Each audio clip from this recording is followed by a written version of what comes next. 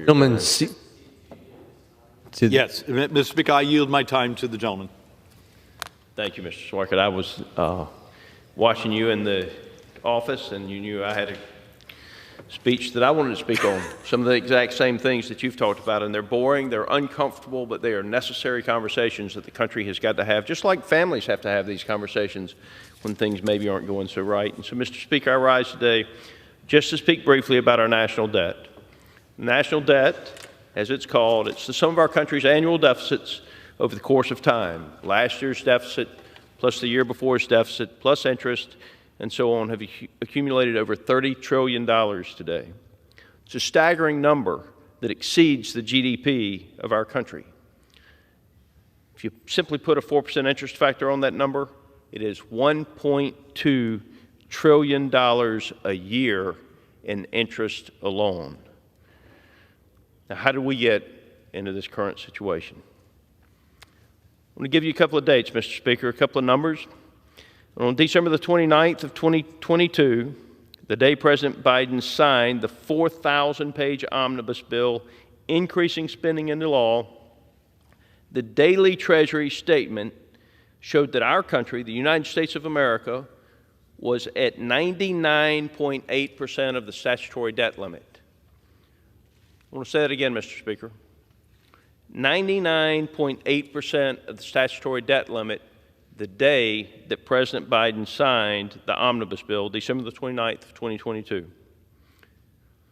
Any responsible person, Mr. Speaker, would have addressed the debt limit before signing an omnibus bill to increase spending. So let's just remember that omnibus bill. Talk about it for just a second. It was drafted without the input of House Republicans. Not a single House Republican voted for the bill. It was crafted by Speaker Pelosi, Majority Leader Chuck Schumer, President Joe Biden, and unfortunately, some Senate Republicans supported it as well. Now, with President Biden, I want you to know, I was 3 years old when President Biden was first elected to public office. Together, all combined, President Biden, Speaker Pelosi, Leader Schumer, they have over 100 years of combined time in Washington, D.C. 100 years of combined time in Washington, D.C. Don't you think they discussed that we were at 99.8% of the national debt limit when they passed the omnibus bill? Don't you think they discussed that they could have put one sentence in the omnibus bill? A sentence that simply read, the statutory debt limit of the United States is increased by the amount of funds necessary to fund the omnibus bill. One sentence in 4,000 pages, 130 years of combined 117 years, combined years of political experience. One sentence and we would not be having the debt limit discussions that we're having today. I promise you they discussed it.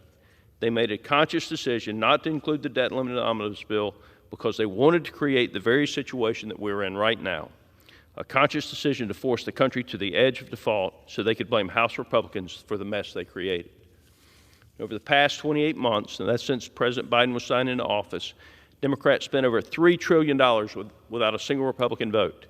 $3 trillion in pieces of legislation that they call the American Rescue Plan and the Inflation Reduction Act without a single Republican vote. This is outside of and in addition to the normal appropriation process, and they did this under the guise of reducing inflation and rescuing America. Where are we after one-party rule and severe government overspending? The debt today, the debt on December the 29th, $31,326 billion. The day that President Biden signed the omnibus bill, that's what it was. The day he was sworn into office, it was $27,751 billion. Are you $3.5 trillion better off than you were 2 years ago, America? $3.5 trillion. On April 26, House Republicans passed the Limit, Save, Grow Act, a bill that would prevent default and rein in spending, and sent it to the Senate.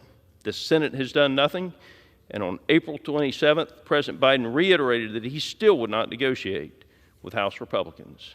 Now finally, less than 10 days prior to the estimated exit date of a default, President Biden has agreed to negotiate. Mr. Speaker, we have a spending problem, a spending problem that's led to a deficit problem that's led to a debt problem.